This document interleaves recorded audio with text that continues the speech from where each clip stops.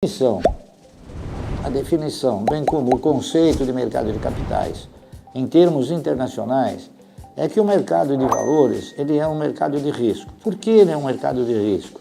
Porque, na realidade, todos nós temos um patrimônio líquido. Todos nós temos bens, direitos, valores e obrigações. As empresas também têm bens, direitos, valores e obrigações. Só que as empresas, elas estão constituídas com um capital e esse capital ele é dividido em ações. Portanto, o patrimônio líquido de uma empresa ele fica dividido pela quantidade de ações e aí nós temos então o quê? O valor patrimonial de uma ação. O valor patrimonial de uma ação, então, repetindo, ele é aquele que caracteriza o valor intrínseco da empresa, quanto ela efetivamente vale, tá certo? A definição internacional é essa. Mercado de valores é um mercado extremamente de risco. Entretanto, aqui no Brasil, a gente não enxerga dessa maneira. Por quê? Porque eu vou exemplificar. Nos Estados Unidos, uma empresa que o valor de patrimônio é $1, o cidadão compra por 30, 40, 50, 28, enfim, uma quantidade grande de dólares sobre um. Então, se o valor patrimonial da empresa for o equivalente a e ele comprar por $10, então ele assumiu um risco 9 vezes maior ao valor intrínseco da empresa. Está correto? Aqui no Brasil, nós temos muitas empresas que estão abaixo do seu valor de patrimônio. Eu vou dar um exemplo típico de um papel que não pode nem quebrar, nem falir. É o Banco do Brasil. O Banco do Brasil tem um valor patrimonial de acima de R$47. E ele custa entre 27 e 29. Então, veja bem, quem comprar uma ação do Banco do Brasil, eu não digo que vai ganhar, mas quem comprar uma ação do Banco do Brasil não está correndo risco nenhum. Nós estamos falando em relação a risco, não em relação a ganho, está correto? Então é isso, aqui no Brasil é um mercado de oportunidade, então você tem a oportunidade muito grande de comprar abaixo do valor de patrimônio. Então isso representa uma oportunidade. E essa oportunidade, normalmente, ela se desenvolve, ela aparece quando o mercado está num processo de pressão, ou seja, num processo de queda, está correto? Então, quanto mais o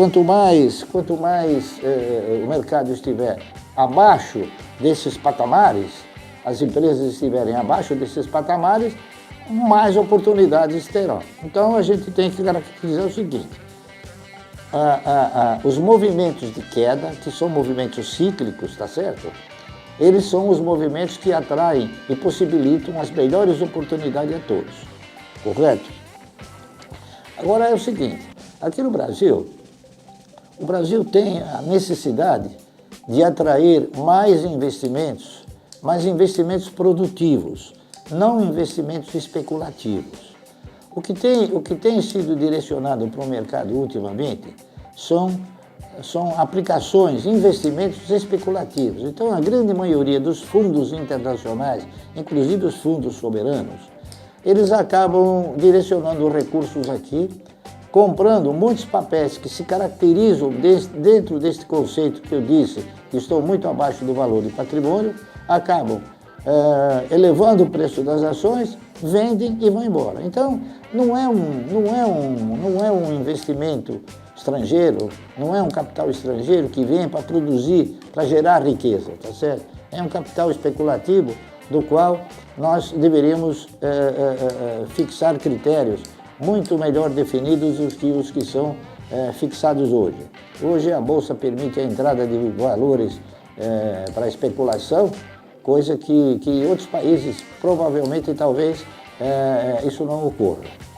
Então, eu já aqui mais ou menos diretamente já respondi a pergunta seguinte.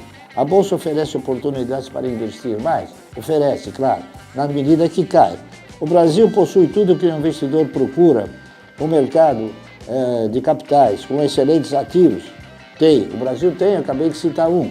O Banco do Brasil é um. O Banco do Brasil pode ser considerado um excelente ativo. E nós temos outros ativos também, muito promissores, não é isso? O Banco do Brasil é um, nós temos a Cielo, que hoje está num preço absurdamente baixo, nós temos a IRB, que comparado com as demais empresas de seguro, ela vale a metade do valor de cada uma delas. Então, eu também estou respondendo aqui, o Brasil quer atrair mais investimentos. Ele não é querer, ele precisa atrair mais investimentos, mas não os investimentos especulativos. Ele precisa trazer investimentos que gerem riqueza, que gerem emprego, que gerem tributo. Como os investidores devem se preparar para investir? Bom, eu sou da seguinte, eu defendo a seguinte tese. Eu não conheço ninguém que conseguiu resultados positivos entrando na condição de especulador. Eu também não conheço ninguém que ganhou dinheiro ou obteve resultados positivos aplicando em fundos, qualquer que seja o fundo, está entendendo? Fundo de qualquer natureza. Eu também não conheço ninguém que ficou assim, obtendo resultados extremamente positivos, se alavancando, enfim, e nem comprando derivativos. Portanto, o que eu interpreto é o seguinte: o que os senhores têm que procurar no mercado é tentar formatar uma carteira de renda mensal, tá certo? Carteira essa que ela vai se consolidando ao longo do tempo, ao longo do movimento, ao longo de formação de metas e ao longo de aportes, claro. Você precisa, para comprar ações, você precisa aportar recursos. E outra coisa, reinvestir os valores que são distribuídos pelas empresas, como juros sobre capital próprio e dividendos. Então, esse processo, ele resulta num efeito multiplicador que é muito difícil, eu diria praticamente impossível de você prever. É uma coisa que eu tenho acompanhado e realmente a coisa tem que ser desenvolvida através do quê? Através de um projeto de formação de uma carteira a longo prazo, a médio e longo prazo. Então, como se preparar para investir? É muito simples, basta você formatar um projeto e nesse projeto você então estipular que você quer fazer ou você deseja constituir um portfólio de renda mensal e aí você vai então adquirindo as ações e vai progressivamente oferindo os resultados dessa carteira, tá certo? Dá para ganhar dinheiro acima da inflação? É uma pergunta da Jéssica. Não há dúvida nenhuma que aqui no Brasil, quando você faz um investimento, você vai ser remunerado, esse dinheiro vai ser remunerado em função dos parâmetros que o governo determina. É aquilo que se chama Selic. Então, a nossa Selic hoje está em 6 e pouco, 6,25%. E acontece que se vocês pegarem a evolução dos preços no mercado normal, nenhum deles chega perto dos 6%. Todos eles são acima dos 15, 20, 30, 40%.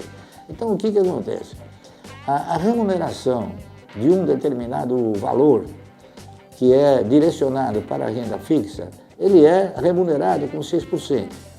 No mercado de valores, as ações, existem muitas empresas que remuneram muito mais do que isso, 10, 12, 15%. E outra, ainda o cidadão concorre com a possibilidade de a empresa vir a ter resultados satisfatórios, vir a ter resultados proeminentes e com isso ter lucros enormes e que depois serão distribuídos através de juros sobre capital próprio e dividendos. Então, a minha opinião é o seguinte: a melhor forma de se obter bons resultados é você procurar, através de uma cultura de investimento, procurar selecionar uma boa aplicação no mercado de valores e tirar o maior partido possível disso. Eu já disse nessa mesma palestra de que muitas de nossas empresas hoje estão muito abaixo do valor de patrimônio.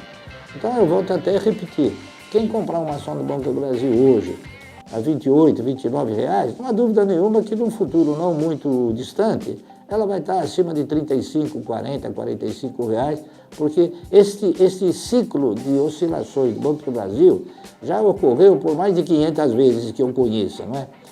não há dúvida que ele irá ocorrer novamente, está correto? Então, eu acho que no mercado de valores pode sim se obter resultados muito superiores àqueles obtidos da renda fixa. Que, diga-se de passagem, eu costumo dizer o seguinte: em função da perda de valor aquisitivo que o cidadão tem em relação à nossa inflação, comparado com uma eventual aplicação na renda fixa anual, posso dizer que ele tem uma característica de perda fixa. Ele nunca vai ter uma renda fixa. Sempre